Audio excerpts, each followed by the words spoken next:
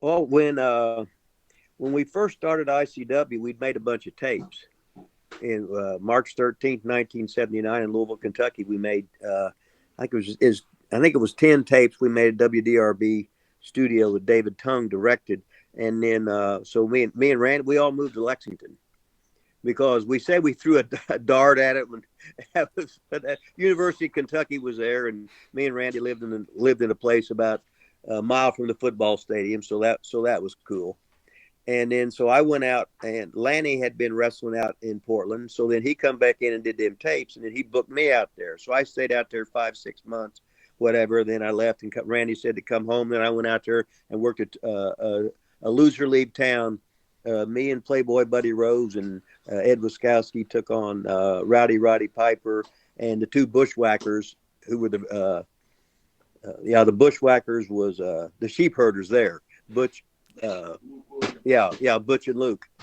And when I was in Portland, I used to make every trip. It was me and Buddy Rose and the two Bushwhackers. So that was, you talk about some crazy times. It was so much Oh fun. yeah, I mean the Bushwhackers went on to become successful in the WWE, and they were really animated too.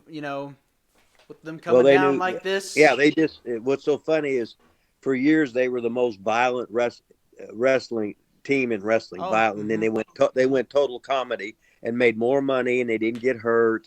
Where all the time they was hurt all the time from beating the shit out of each other. Now all of a sudden they're doing total comedy, and Butch and Luke.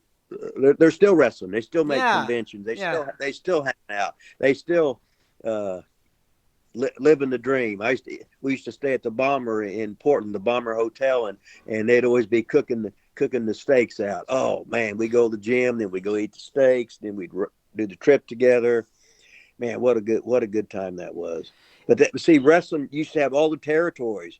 So you had See, we had the territory in Portland. We had one in Vancouver, San Francisco, Los Angeles. You had one in Dallas. You had one in fucking Houston. You had one in Kansas City. You had Gagne's. You had Stu Hart. You had Montreal.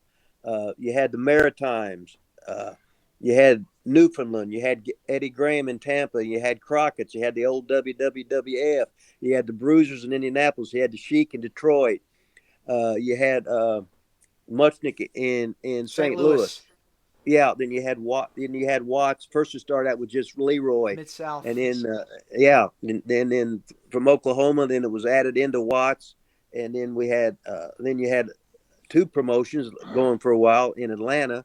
Then you had Pensacola territory, and in Knoxville you had Fuller in there, and then you had Nick Goulas in Nashville and Jerry Jarrett in Memphis.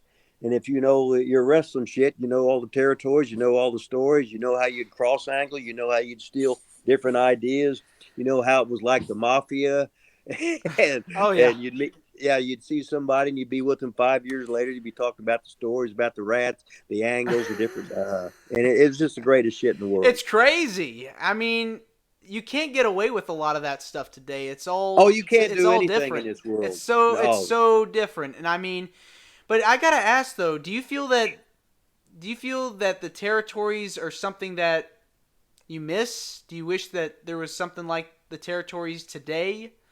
Well, who wouldn't? If you love wrestling, there used to be about 800 guys in the United States and uh, Puerto Rico and Canada that wrestled full time, and they Mm. weren't guys that got off WWE. They can make a star out of anybody. You can be the world's greatest wrestler or the world's shittiest wrestler. It don't really matter. It don't matter. Vince McMahon knows how to make money. Hell, he drew money with the Ultimate Warrior, who's the world's worst wrestler.